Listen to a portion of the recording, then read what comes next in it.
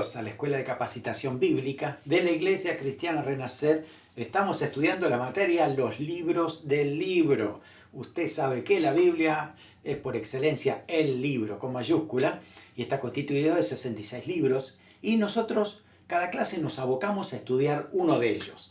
Trazamos un panorama general, contexto histórico, algunas cuestiones gramaticales, para que a la hora de que usted lea ese libro pues tenga todo ese background que necesita, ese trasfondo para poder comprender mejor la lectura, para poder hacer una buena aplicación y que esa palabra de Dios produzca cambios en sus vidas.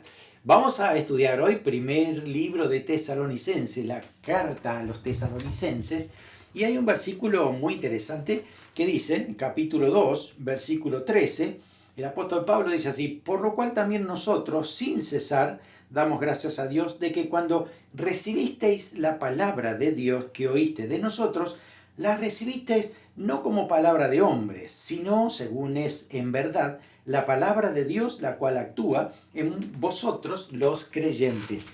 Este es un pasaje clave, también para nosotros. Cuando leemos la Biblia, cuando estudiamos la palabra de Dios, cuando profundizamos, como usted está haciendo en este momento, estudiando la palabra de Tesalonicenses, dice que no la tomamos como palabra de hombre. No es que la escribieron hombres, como dicen algunos por allí. Es palabra de Dios. Los hombres la tuvieron que escribir, exactamente, ¿no? Pero la palabra viene desde Dios. Ha sido inspirada por Dios y ha sido puesta ahí, escrita, para que hoy tengamos la verdad absoluta todos. Y todos los cristianos de todo el mundo estemos en la misma página, ¿no? Cómo amar a Dios, cómo agradarlo, qué significa ser un hijo de Dios, cuál es el plan eterno de salvación, cuántos hilos conductores que tiene la Biblia. Por eso es tan importante estudiarla desde Génesis hasta Apocalipsis. Así que bueno, hoy nos vamos a enfocar en Tesalonicenses para poder descubrir esa verdad de Dios que tiene para nuestras vidas.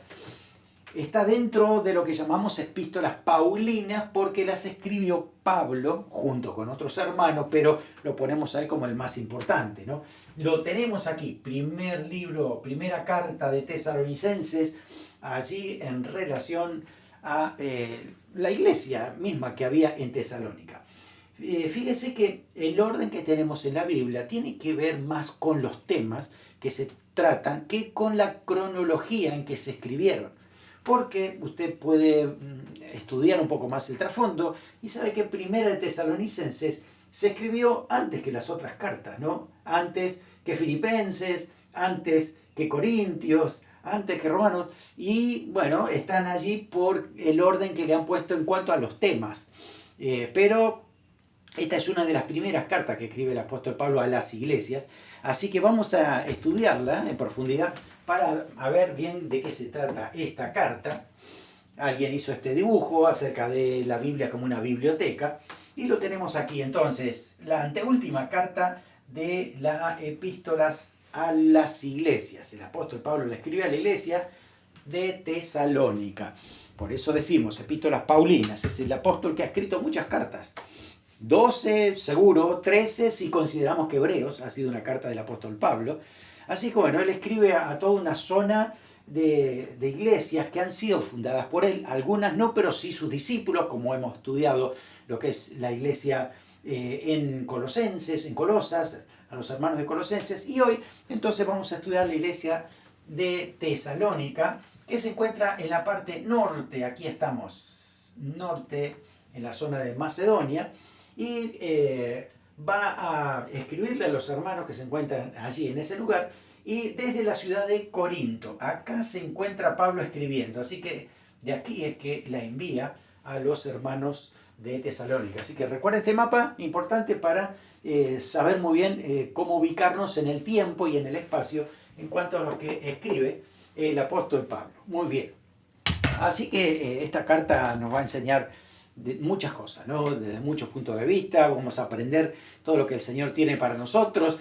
Así que el apóstol quiere escribir esta carta para tocar varios temas y también, sobre todo, hablar acerca del regreso de Cristo, aumentar el compromiso de los hermanos en la iglesia, y uno de los versículos claves lo tenemos en Primera de Tesalonicenses 5, el último versículo 23, que dice: y el mismo Dios de paz os santifique por completo. Todo vuestro ser, espíritu, alma y cuerpo, sea guardado irreprensible para la venida de nuestro Señor Jesucristo. El apóstol Pablo conecta todas las cosas con la venida del Señor, ¿no? Porque el Señor puede venir en cualquier momento, sin embargo, puede que se tarde un poco también de tiempo. Entonces, el apóstol Pablo en esta carta va a tratar de hacer un equilibrio para que podamos vivir de una manera ordenada, pero sin dejar de esperar la venida del Señor. Así que va a ser importante esta carta.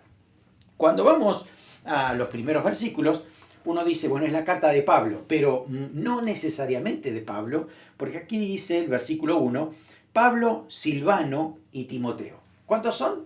3. Dice Pablo, Silvano y Timoteo a la iglesia de los tesalonicenses. Así que están escribiendo juntos. El apóstol Pablo, Silvano, que es lo mismo que decir Silas, como que Silas es una abreviatura de Silvano, y Timoteo. Así que estaban juntos escribiéndole, y si usted sigue leyendo la carta, se va a encontrar con que no dice yo, Pablo, dice nosotros. Y al decir nosotros se refiere a estos 3 líderes de la iglesia. Claro que como el apóstol Pablo era el apóstol principal, ¿no? Dirigiendo a todos los demás hermanos, por eso es que justamente, bueno, decimos la carta de Pablo, pero Pablo no escribe solo, lo escribe juntamente con Timoteo y con Silas. Entonces, bueno, en esta carta vamos a encontrar también un poco de contexto histórico. Vamos a encontrarnos que ellos mismos recuerdan la oposición que habían tenido en Tesalónica cuando comenzaron a predicar el Evangelio, después que habían venido de Filipos. También el propósito de la predicación que ellos tienen siempre es agradar a Dios y no a las demás personas. Siempre presentan todo lo que hacen con amor, el amor del Señor, ¿no? Para que siempre se note el deseo de agradar al Señor con amor, que siempre trabajaban en Tesalónica, día y noche, dice, trabajaban para poder sustentarse, ¿no? También había una persecución, que la vamos a aclarar un poco más. Así que todas estas cosas es que le están escribiendo a los hermanos para que sean fortificados en la palabra, sean edificados y permanezcan fieles y firmes en el Señor. Nos enfocamos ahora en la ciudad de Tesalónica. Es una ciudad bien importante de esa época y hoy también lo es, ¿no? Tesalónica era una ciudad y además un puerto de Macedonia que estaba ubicado en un golfo llamado Termaico. Esto era importante porque Terma era el primer nombre que tuvo esta ciudad, después se la cambiaron por Tesalónica, ¿no? Estaba cerca de otras ciudades que también, bueno, asumimos que el apóstol Pablo y sus seguidores han ido a predicar la palabra del Señor, como Pela, Anfípolis y demás. Y había mucho comercio, una zona comercial, era un punto estratégico del Imperio Romano, ¿no? En cuanto a estas situaciones comerciales. Así que bueno, había mucho que pasaba por ahí, ese camino se transitaba continuamente, así que había mucho tráfico también de todo tipo de mercancías y claro, eso hacía que la gente podía vivir mucho mejor que en otras ciudades. Así que Tesalónica era una ciudad desbordante, una ciudad cosmopolita, era una ciudad que tenía mucho trabajo, parece que había crecido mucho, así que era un centro importante. Por eso cada vez que había una ciudad interesante, ¿no? Estratégicamente hablando, Pablo quería llegar con el Evangelio. Vamos a poner una iglesia allí, porque no solamente estamos ganando esa ciudad, sino también esa ciudad también nos va a ayudar para que lleguemos a otros lugares con el mensaje del Evangelio. Así que la misión era no solamente en una ciudad y en un lugar, sino extender el mensaje de Cristo por todo el mundo, como el Señor lo había dicho. Así que allí en esa ciudad había griegos, romanos, judíos, así que Pablo les predicaba a todos el mensaje del Señor. Tenemos algunas fotografías actuales con hallazgos históricos, ¿no? Puede que algunos sean de la época del apóstol Pablo, otro un poco más reciente, pero en esta foto, por ejemplo, lo que es interesante es la Vía Ignacia. ¿Se acuerdan cuando estudiamos Filipenses que también estaba allí la Vía Ignacia? Bueno, justamente en el segundo viaje de Pablo, él recorre por la Vía Ignacia, esta vía que conducía hasta Roma y era muy transitada, así que por eso todo lo que tenía que ver con comercio también pasaban todos por allí, ¿no? Muy bien, tenemos otros lugares que encontramos también de Tesalónica, estos anfiteatros que todas las grandes ciudades tenían uno de ellos porque había mucho evento social y cultural también en esos lugares, filosófico también, ¿no? Y nos damos cuenta que en Tesalónica, a diferencia de otras ciudades, convive mucho lo antiguo con lo nuevo, ¿no? ¿Ven? Ahí lo moderno allí con, hallazgos arqueológicos antiguos. Y me sorprendió la ciudad actual, ¿no? Fíjese esta foto de Tesalónica en la actualidad. Es una ciudad grande, inmensa, pujante. Y recuerdo que alguien de la Sociedad Bíblica me había comentado de que Tesalónica era una de las ciudades que más se había evangelizado, ¿no? Y el recuento o el número que ellos tenían era cerca del 80% que le había llegado el mensaje de Cristo, ¿no? Así que digamos que es una ciudad a tener en cuenta, ¿no? Desde sus bases como iglesia y en la actualidad por todo lo que se desarrolla también. Así que contamos con Primera de Tesalonicenses, con una iglesia que ha sido fundada por el apóstol Pablo. Este apóstol varias veces ha ido a Tesalónica, ¿no? En primer lugar fue para fundar la iglesia, después en su tercer viaje misionero también pasa por allí, y algunos piensan que el apóstol Pablo cuando fue a Roma fue encarcelado, ¿no? Fue prisionero hasta allí, pero luego lo soltaron en un tiempo, y entonces en ese tiempo parece que volvió también a Tesalónica y luego lo apresaron otra vez, como dice en 2 de Timoteo, ¿no? Así que puede ser que haya ido más veces a Tesalónica de lo que nosotros podamos estar imaginando, ¿no? Así que aquí encontramos también en Tesalónica algunos hermanos de nombre conocido en el Nuevo Testamento, ¿no? Escuchamos a Jasón, escuchamos a Demas, a Gaio, también el hermano segundo, Aristarco, ellos que llevaban consigo, ¿no? Estaban relacionados con esta ciudad. Así que aquí lo tenemos al Pablo. Cuando había llegado aquí, había dejado a Timoteo y a Silas en Tesalónica y él siguió entonces para poder trabajar, llegando el mensaje a otros lugares. Así que recordemos, la iglesia fue fundada por el apóstol Pablo en el segundo viaje misionero. Estamos hablando del año más o menos 51 más o menos, ¿no? Estamos aquí. Pablo sale desde Jerusalén, hace todo este recorrido por aquí. ¿Se acuerdan que el Espíritu Santo le había revelado en un sueño que pasara a Macedonia, ¿no? Así que ahí es que va a Filipos. Y en Filipos ya empieza la persecución. Ahí ya lo habían metido en el cepo y fue liberado allí. Pero de ahí dice que va pasando por Anfípolis y por Apolonia a Tesalónica. Acá es donde llega el apóstol Pablo predicando el mensaje del Evangelio. Estuvo ahí solamente 3 semanas, nada más, en Tesalónica. Fue por 3 sábados a predicarle a los judíos primeramente, ¿no? A la sinagoga, y ya el último se armó una revolución, porque los judíos que estaban allí en ese lugar, que eran religiosos del Antiguo Testamento solamente, no aceptaban, ¿no? La idea de Jesús, de la gracia, ¿no? Y que los gentiles también ahora sean salvos. Entonces se levantaron con una persecución contra el apóstol Pablo muy fuerte, a tal punto de que si usted va al libro de Hechos capítulo 17, ahí nos dice que justamente esta persecución fue tan grande que Pablo y Silas, que estaban allí, tuvieron que salirse de Tesalónica y se fueron a Berea. Aquí está, en la otra ciudad que estaba cerca. Comenzaron a predicar el Evangelio, muchas personas empezaron a recibir al Señor, estos hermanos de Berea buscaban la palabra, pero hasta que vinieron los de Tesalónica y también revolucionaron a Berea y tuvieron que escapar de Berea. Así que el apóstol Pablo llegó hasta Atenas allí y según Hechos capítulo 17, dice que él fue solo hasta luego Corinto, y aquí es donde entonces el apóstol Pablo está pendiente de lo que haya pasado en Tesalónica, ¿no? Ahí es donde le empieza a venir la preocupación. Aquí es entonces que va a enviar a Silas y Timoteo para saber a ver qué pasaba en Tesalónica. Ese era el deseo del apóstol Pablo, ¿no? Porque la persecución continuaba. Pero los hermanos de Tesalónica, por lo que dice esta carta, encontramos que eran hermanos que se habían afirmado en el Señor.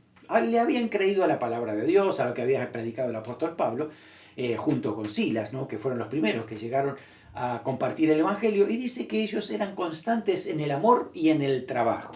Así que amaban al Señor, pero también servían, empezaron a servir al Señor entre ellos. Fíjese que los líderes no estaban, pero ellos mismos empezaron a crecer y la palabra de Dios y el Espíritu Santo empezó a trabajar fuertemente en los corazones de los hermanos que estaban allí reunidos. Así que dice que le había llegado el Evangelio por parte del Espíritu Santo. Cuando el Espíritu Santo obra, es tremendo lo que hace, ¿no? Por eso producía cambio de vida en los tesalonicenses y dice que ellos empezaron a imitar al Señor, a los líderes que recibieron la palabra.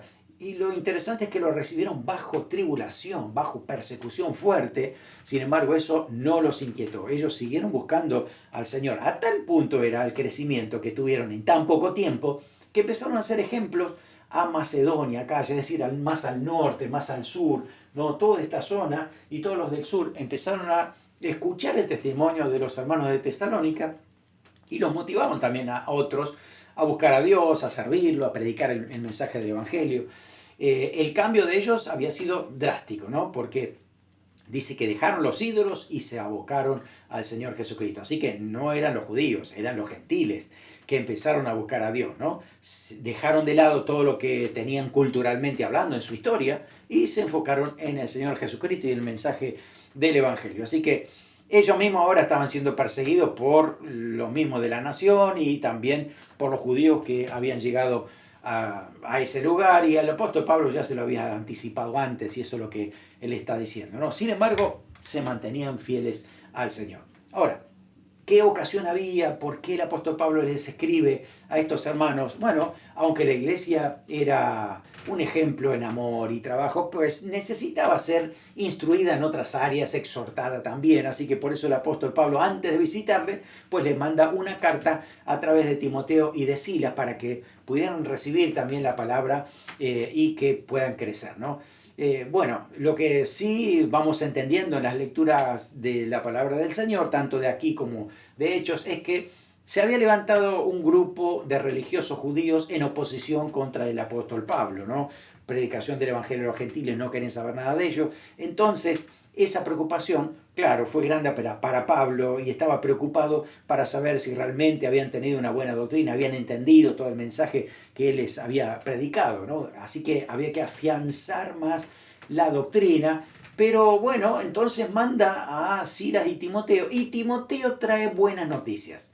Timoteo trae buenas noticias, le dice que ha sido una bendición los hermanos de Tesalónica, que realmente trabajaban por el Señor, que seguían adelante a pesar de la oposición, y eso le trajo un alivio al apóstol Pablo tremendo, decir gracias Señor, porque el trabajo no es en vano, ¿no? Así que el apóstol Pablo le sigue exhortando entonces a permanecer firmes en la gracia de Dios, a reconocer el liderazgo de lo que empezaron a trabajar, ¿no? Entre ellos también había líderes, así que había que ponerlos en su lugar y darle el honor que merecían.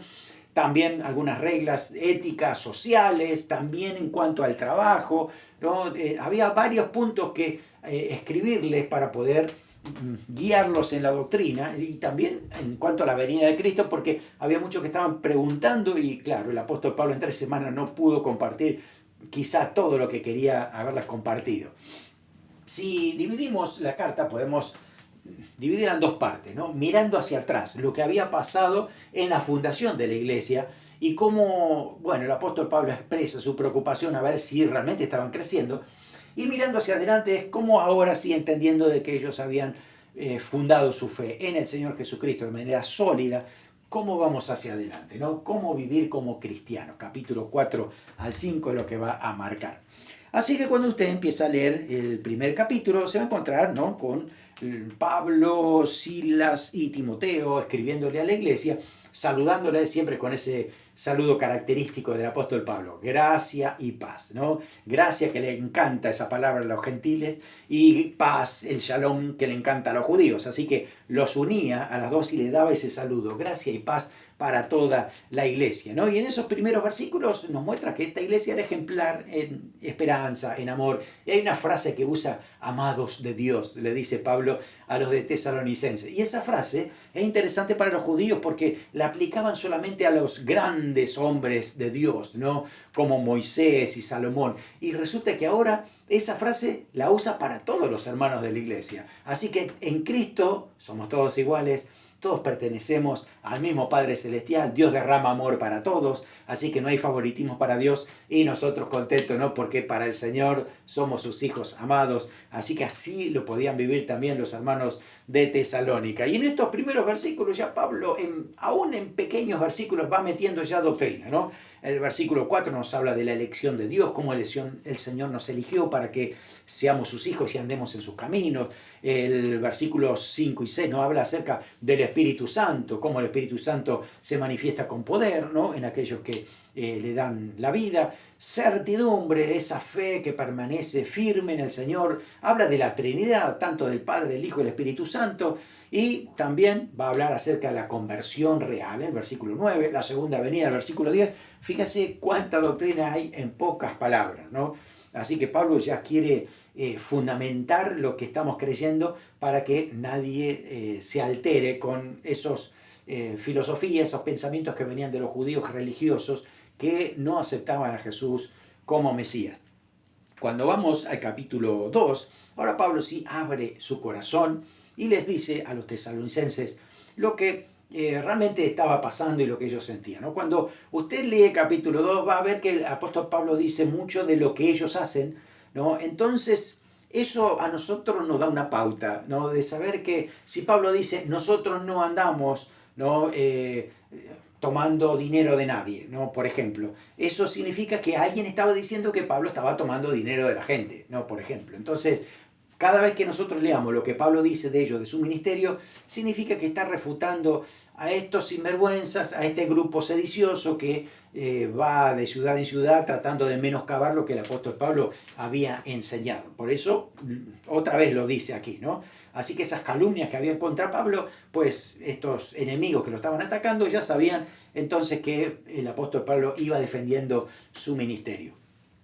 Es interesante notar de que cuando Pablo está escribiendo esta carta, ha sido reanimado por el testimonio que le dice Timoteo. Pablo se encuentra en Corinto, ¿se acuerda que decíamos, ¿no? Se encuentra en Corinto escribiendo esta carta.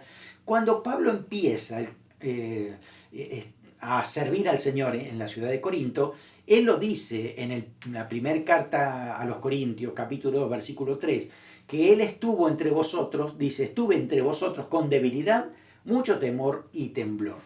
Así comenzó la obra en Corinto. ¿Por qué estaba así, ¿no? Con debilidad, temor y temblor? Porque venía de Tesalónica siendo perseguidos por este grupo sedicioso judío, ¿no? Religioso, que lo querían matar realmente, ¿no? Entonces, claro, en esa situación él estaba un poco preocupado, no sé si desanimado también, pero ahí estaba el apóstol Pablo. Así que esta noticia de que la iglesia de Tesalónica ha crecido en medio de la persecución, dijo, gloria al Señor, vale la pena servir al Señor, nada está perdido, hay que invertir en el reino, ¿no? Ese es el gozo que tiene el apóstol Pablo. Por eso escribe esta carta tan emocionante, ¿no? Porque nos habla de algunos detalles, algunas palabras que él usa para hablar acerca de esta iglesia que son muy particulares. Fíjese, usa estas palabras. Ustedes tiernos, son afectuosos, queridos, trabajando día y noche, irreprensiblemente, los consolábamos, como el padre a sus hijos. Son frases que los acercan mucho a los tesalonicenses, ¿no? Porque realmente, bueno, el apóstol Pablo está motivado escuchando el crecimiento espiritual que han tenido los hermanos de Tesalónica. Ahora, desde el capítulo 2, del versículo 13 al 16, va a empezar a hablar también acerca de cómo crecer y madurar, ¿no?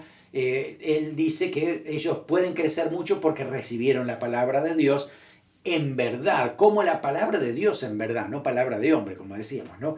Así que dice que también él notaba que ellos imitaban también en la perseverancia y a otros ayudaban también a moverse en perseverancia en medio de la persecución por haber recibido bien la palabra de Dios.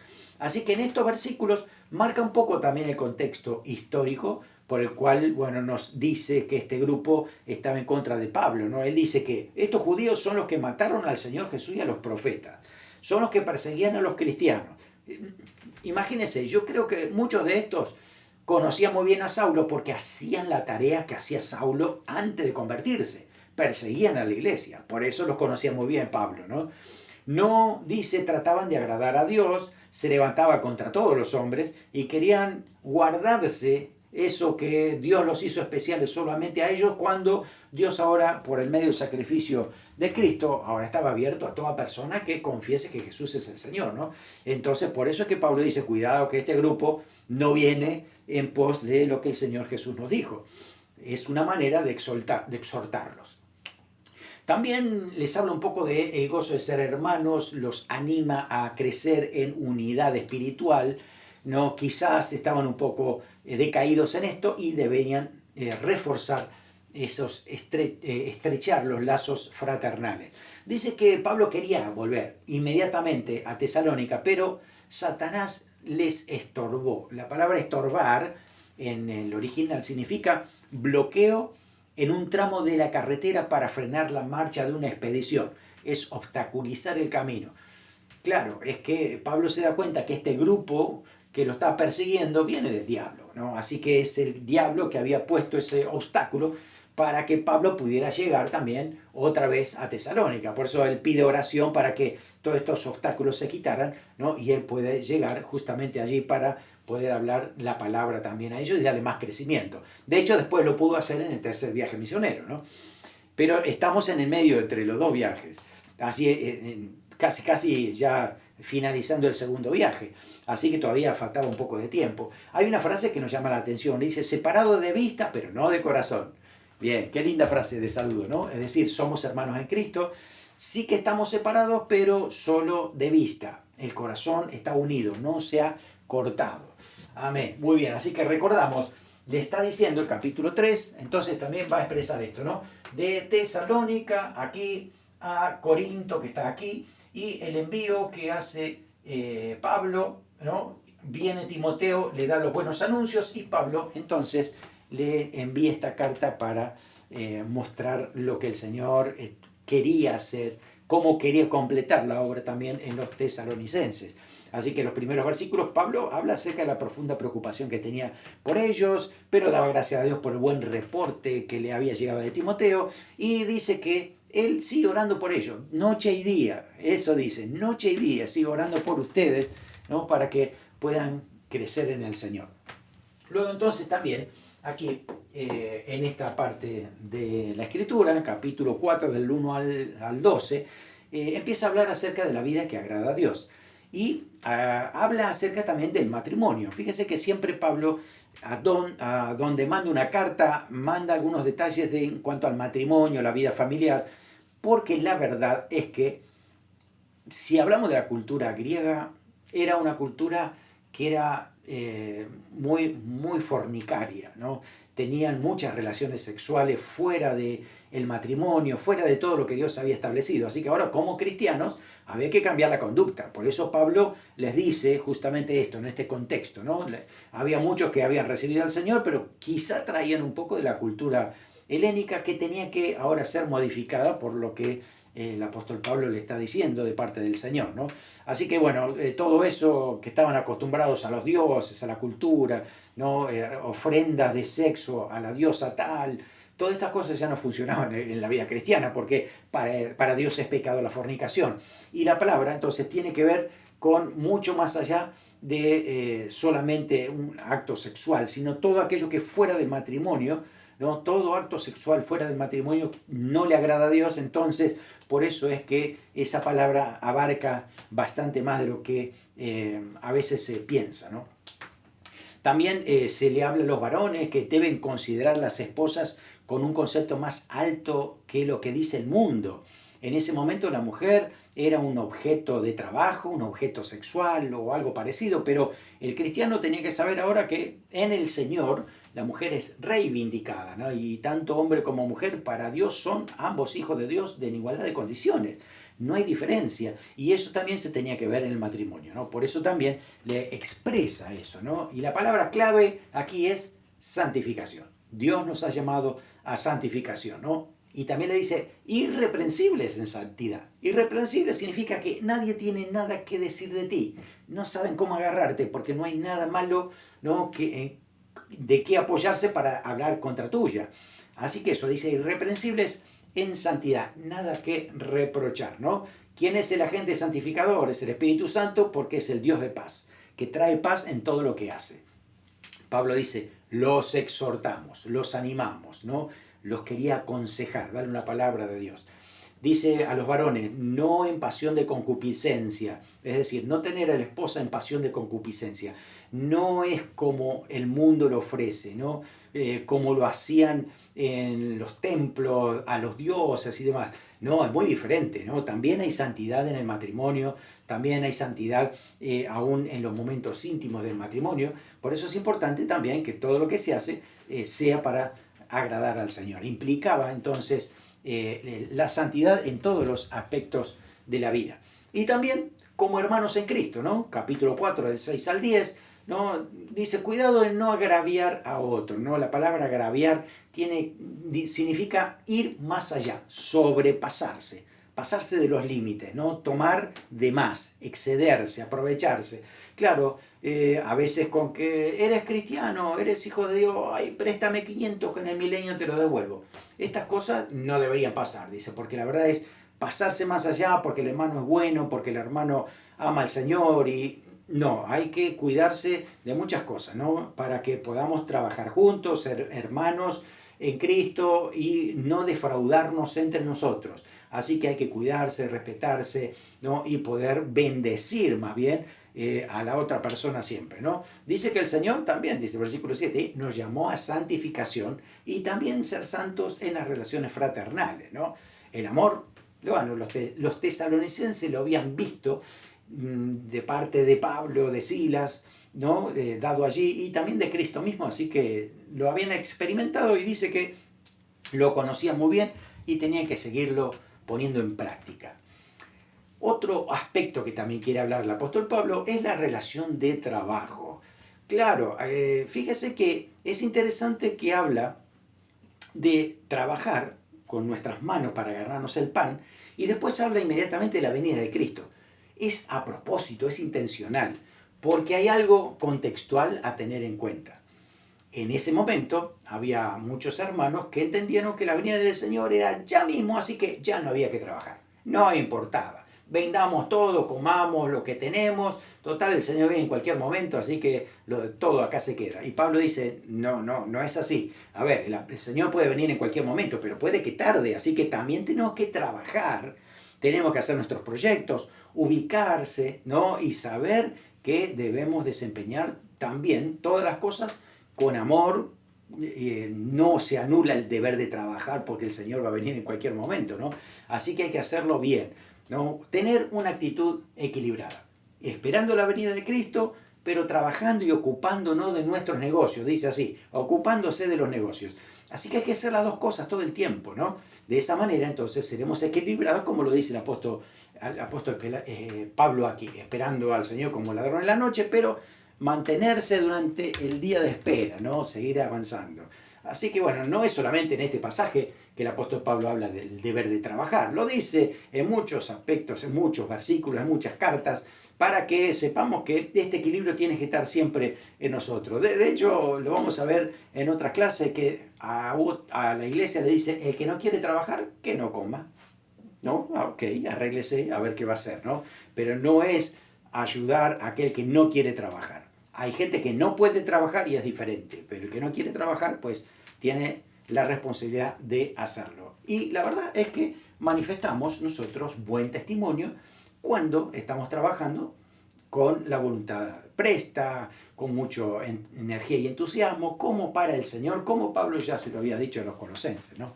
Muy bien, y luego, capítulo 4 del 13 hasta el 5:11, habla acerca de la venida de Cristo. Claro, posiblemente no ha podido dar toda la teología completa cuando estuvo esas 3 semanas nada más. Entonces Pablo comienza a hablar acerca de lo que va a ser la venida de Cristo. Se van a dar ciertas situaciones, dice el apóstol Pablo, ¿no? De lo que debían tener en cuenta. Así que dice, habla de los que durmieron. Los que durmieron es una figura literaria para decir los que se murieron. Porque claro, era un poco fuerte decirle los que murieron, entonces una manera más delicada, es un eufemismo para decirle los que han muerto, bueno, son los que durmieron en el Señor. Era una frase que se usaba siempre, de hecho por ahí hoy también se usa, ¿no? Durmió en el Señor, pero no que el alma está dormida y que no se sabe nada hasta que resucite, no. La Biblia dice que el alma del Hijo de Dios va a la presencia de Dios, está allí en el cielo, en el paraíso de Dios, esperando el día de la resurrección. No es que está dormida, no creemos eso, creemos realmente que el alma de cada creyente pues va a los cielos y esperando el día de la resurrección. El alma de un pecador desciende al Seol esperando la condenación, ¿no? En lugar de tormento, como dijo el Señor. Ahora, ¿cómo va a ser el día del Señor? Ese momento que el Señor viene, el día del rapto. Pues bueno, podemos decir de manera rápida que lo que dice Pablo en Tesalonicenses es que el rapto va a suceder instantáneamente, pero instantáneamente van a suceder dos cosas importantes. Los muertos en Cristo, los muertos resucitan, ¿no? Resucitan, es decir, las almas que estaban acá con el Padre descienden a tomar el cuerpo nuevo, resucitan aquí, y los que vivamos seremos transformados, y dice que juntos nos unimos para estar con el Señor en el aire. Ahora, nos habla solo de este evento, nada más, ¿no? Nos va a decir que siempre estaremos con el Señor, pero todo lo que va a pasar después, ya el Señor lo va a explicar en otros libros de la Biblia también, ¿no? Porque esta es una carta breve, es muy simple. Pablo no quiere hablarle de todo lo que va a pasar después, sino lo que pasa en el momento del rapto. Este punto especial, ¿no? Fíjese que la segunda carta después va a hablar un poco más de la tribulación y otros eventos que se van a dar. Pero aquí Pablo quiere hablar del momento en que el Señor se lleva a su iglesia. Así que puede ser en cualquier momento y hay que tener en cuenta esto, ¿no? Vamos a recibir al Señor, estaremos en el aire y, bueno, nos dice que por eso debemos ser sobrios, velar en oración. Y otra frase muy importante que usa aquí, en este pasaje, dice, porque el Señor no nos ha puesto Dios para ira, sino para salvación. La frase que está diciendo ahí, no nos ha puesto Dios para ira, significa que esto, lo que hay aquí, es la ira de Dios. ¿En dónde? En la tribulación. Así que los creyentes somos raptados, arrebatados por Cristo, porque Dios no nos ha puesto para ira. No vamos a pasar la tribulación.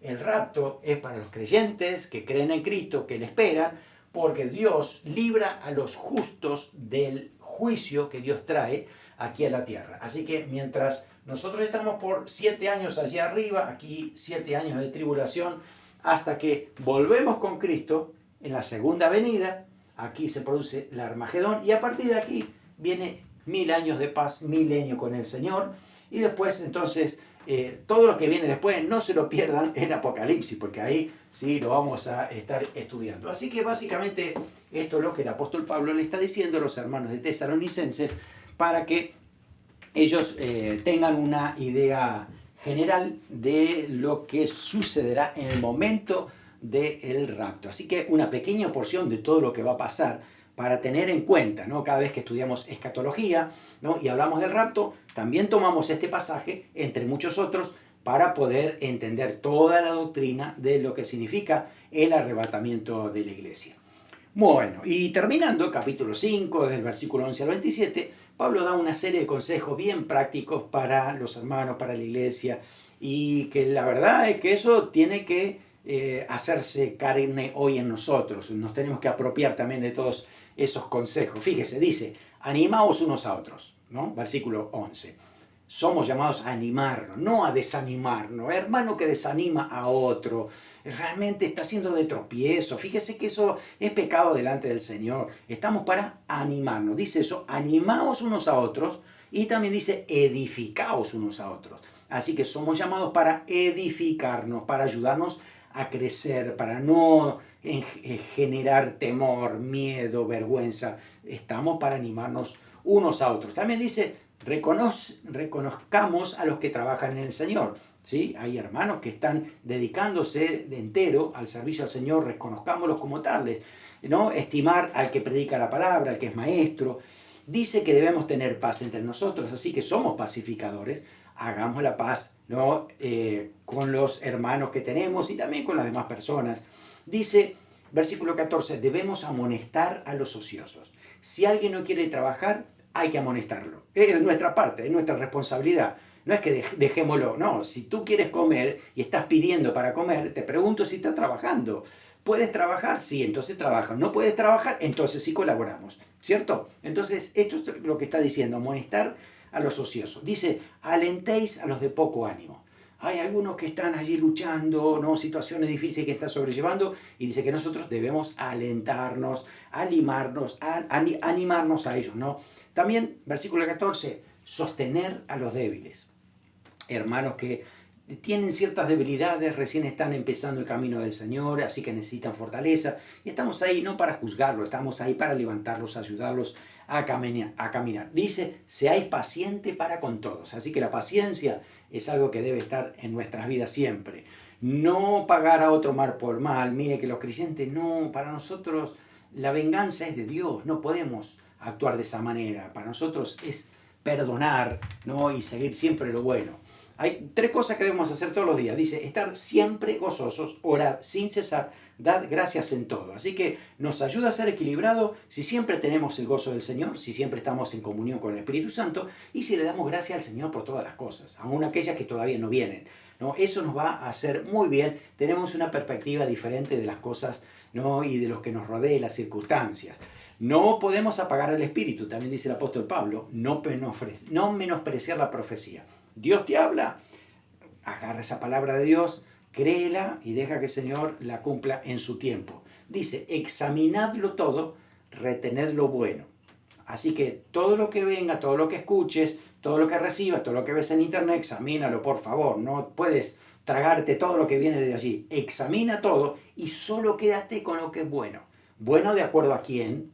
A la palabra de Dios. Así que todo lo filtramos por la palabra de Dios. Lo que es bueno según la palabra, pues quédate con eso.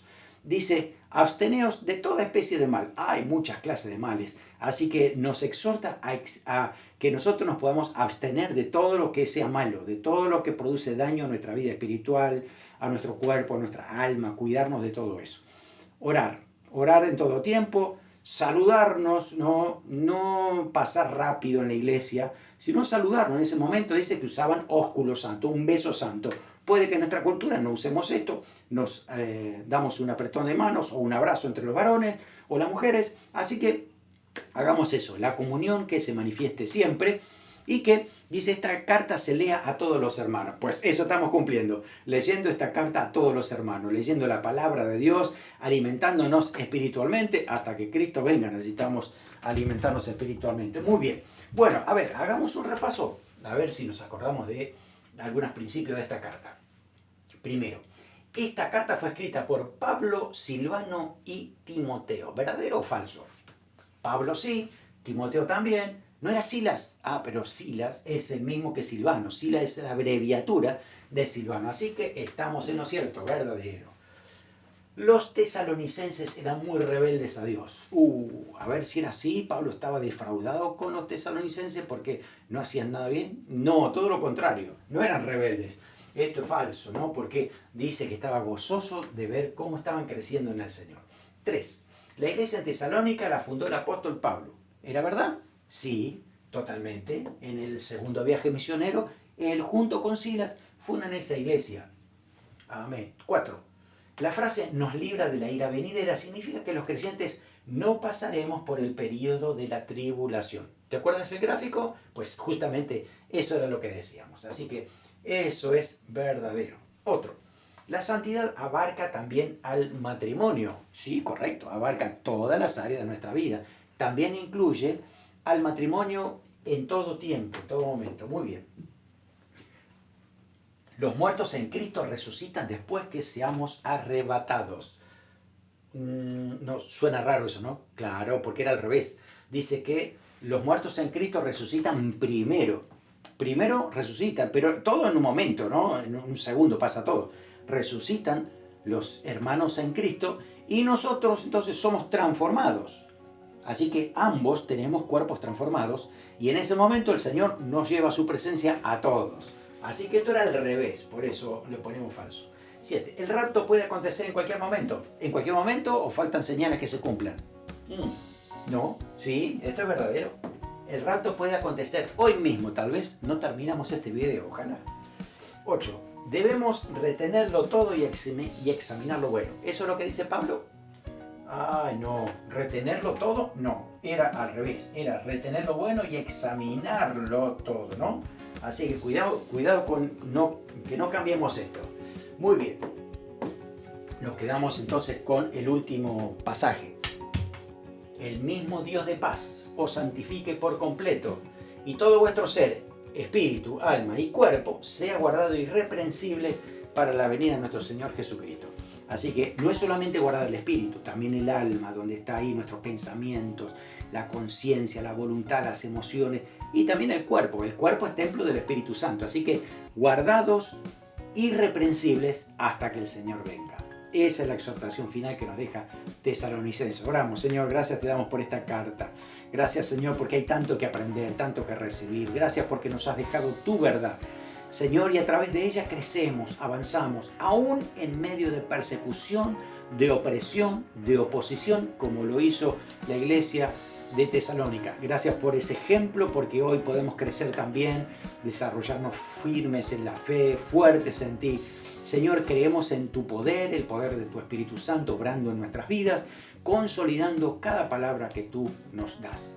Oramos en el nombre de Jesús. Amén. Amén. Que el Señor te bendiga ricamente.